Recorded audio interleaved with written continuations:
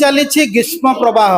आउ रक्तदाता मानक मध्यरे देखा देनी उत्साह तेणु रक्त संग्रह बहुत परिमाण रे कम रहुची खरा दिने जहाँ को आखि आगे रखी ढेंकानाल जिलापाल आह्वान क्रमे पालन होता ओडिया पक्ष अवसर रे भुवन ब्लॉक मठकरगला महाविद्यालय ठारे आज बड़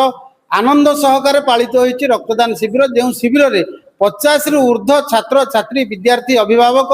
ग्रामवासी रक्तदान करछन्ति ता मध्यरे 20 रु ऊर्ध्व छात्र छात्री प्रथम थर रक्तदान करी खुशी अछन्ति। तबे आसंतु सुनिबा एनै महाविद्यालय रो ORS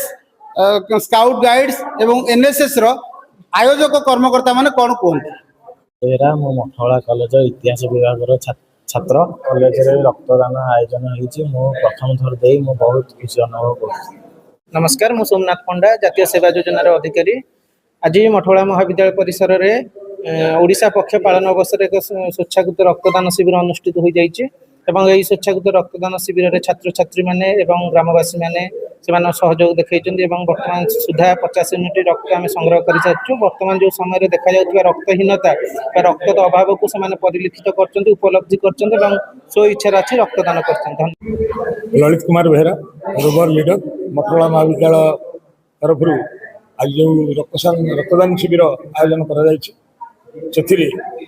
महाविद्यालय छात्र छात्री उत्साहित होगी शतकृतवासी रक्तदान करते आमर रोवर रेंजर मैंने बहुत साहाय्य सहयोग करते भावुँ या निश्चित गोटे उदाहरण सृष्टि कर आगामी दिन में खरा समय हेले खरा खातिर नक बहुत उत्साह सहित रक्तदान करते गर्व और गौरव विषय महाविद्यालय साहू मो मठवरला कॉलेज इतिहास विभाग छात्री मो प्रथम थर रक्तदान करिछि बहुत खुशी अनुभव होउछि।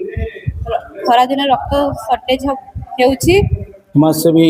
सचिदानंद राउत आज बड़ गौरवर विषय कि मठकरगला महाविद्यालय ओडिया पक्ष दिवस पालन अवसर में प्रथम गिरी खरा दिन रे बा ग्रीष्म ऋतु प्रभाव से माने जो रक्तदान महान दान आगु आरे माने आयोजन करिसेंती मु सेमान को अशेष अशेष धन्यवाद दूची बा आजिकाली जो क्राइटेरिया रही रोगी मान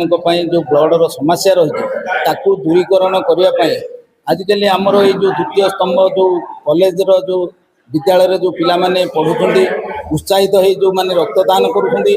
एवं प्रथम गिरी दउछंती रक्त दउछंती सेमान को अशेष धन्यवाद। ढेंकानाल भए